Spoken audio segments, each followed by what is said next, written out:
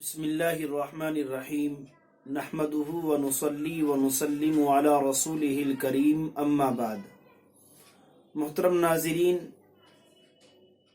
فضائل اجلہ صحابہ کرام کے سلسلے کی تکمیل کے بعد اب آپ حضرات کے سامنے ایک اور مبارک سلسلہ شروع کیا جا رہا ہے، اذکار و دعوات کا سلسلہ۔ یعنی اللہ کے رسول صلی اللہ تعالی علیہ وسلم نے دعاؤں کے اذکار کے جو فضائل بیان فرمائے، مخصوص اوقات میں کچھ مخصوص دعائیں اللہ کے رسول صلی اللہ تعالی علیہ وسلم نے بیان فرمائی۔ اسی طرح قرآن مجید کی بعض مخصوص صورتوں کے فضائل جو اللہ کے رسول علیہ الصلاۃ والسلام نے بیان فرمائے، ان کا تذکرہ آپ کے سامنے کیا جائے، کیونکہ قرآن مجید بھی ذکر اللہ کی ایک قسم ہے، بلکہ بعض حیثیتوں سے وہ سب سے اعلیٰ اور افضل ہے۔ اس لیے سب سے پہلے آپ حضرات کے سامنے قرآن مجید کی تلاوت، اس کے فضائل اور اس کی عظمت کو بیان کیا جا رہا ہے۔ قرآن مجید کی عظمت کے لیے یہی بات کافی ہے کہ وہ کلام اللہ ہے، اللہ کا کلام ہے۔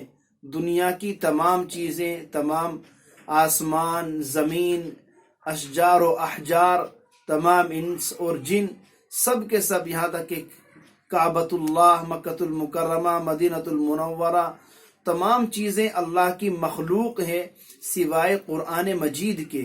قرآن مجید اللہ کی صفت قائمہ ہے، یعنی قرآن مجید اللہ کی ایسی صفت ہے جو اللہ کی ذات کے ساتھ قائم ہے۔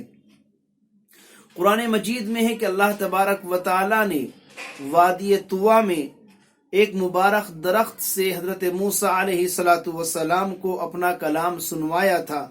کتنا خوش قسمت تھا وہ بے جان درخت جس کے ذریعے اللہ تبارک و تعالی نے حضرت موسیٰ علیہ السلام سے ہم کلامی کی، اور اللہ نے اس کو بطور اعلیٰ استعمال کیا۔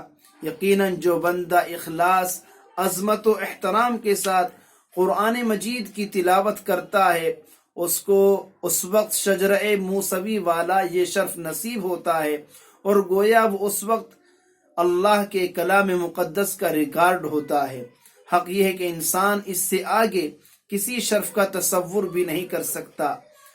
ایک حدیث آپ کے سامنے پیش کر رہا ہوں، اس سے آپ اندازہ لگا سکتے ہیں کہ قرآن مجید کی تلاوت کتنی عظیم دولت ہے، اور اللہ کے نزدیک قرآن مجید کی تلاوت کرنے والے کا کتنا اونچا مقام ہے۔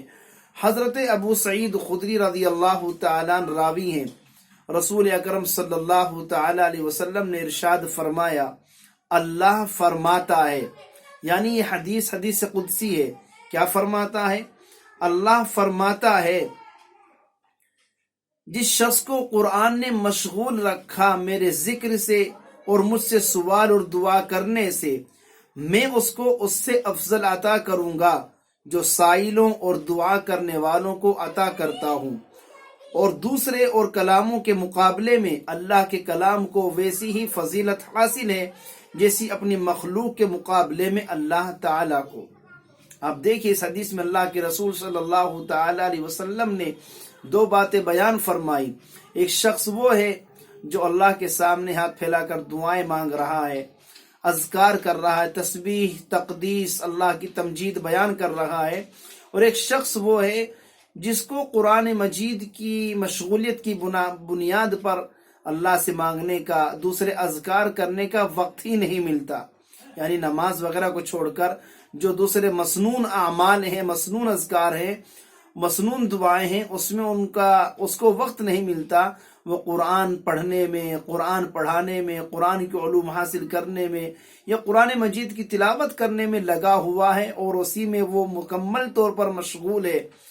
تو اللہ کے فرمان کے مطابق اور اس حدیث قدسی کے مطابق وہ قرآن مجید کی تلاوت کرنے والا جو اللہ سے بہت سی دعائیں نہیں مانگ سکتا ہے، بہت سے سوالات نہیں کر سکتا ہے، اللہ بن مانگے، بن سوال کیے قرآن مجید کی تلاوت کرنے والوں کو اتنا عطا فرمائے گا، اتنا ان کو نہیں دیا جاتا جو کہ سوال کرنے والے ہیں اور مانگنے والے ہیں، اس سے کہیں زیادہ قرآن مجید کی تلاوت کرنے والے کو اللہ دے رہا ہے، کیونکہ قرآن مجید کی تلاوت کرنے والا وہ اللہ کا کلام پڑھ رہا ہے، وہ اللہ سے باتیں کر رہا ہے۔ اور دوسری بات اللہ کے رسول نے بیان فرمائی کہ قرآن مجید کو دوسری تمام چیزوں پر ایسی فضیلت حاصل ہے جیسی خود خالق کائنات کو تمام مخلوق پر۔ اس لیے ہمیں اپنا وقت زیادہ سے زیادہ قرآن مجید کی تلاوت میں گزارنا چاہیے، قرآن مجید کی تلاوت میں کثرت کے ساتھ ہمیں مشغول ہونا چاہیے، اور اخلاص للہیت کے ساتھ اللہ سے اپنا تعلق قائم کرنے کے لیے، اللہ کی محبوبیت کو حاصل کرنے کے لیے قرآن مجید سے اپنا تعلق مضبوط کرنا چاہیے۔ اللہ تبارک و تعالی ہم سبھی کو قرآن مجید کی عظمت کو پہچاننے کی اور کثرت کے ساتھ اس کی تلاوت کرنے کی توفیق نصیب فرمائے۔ آمین۔ وآخر دعوانا ان الحمد للہ رب العالمین۔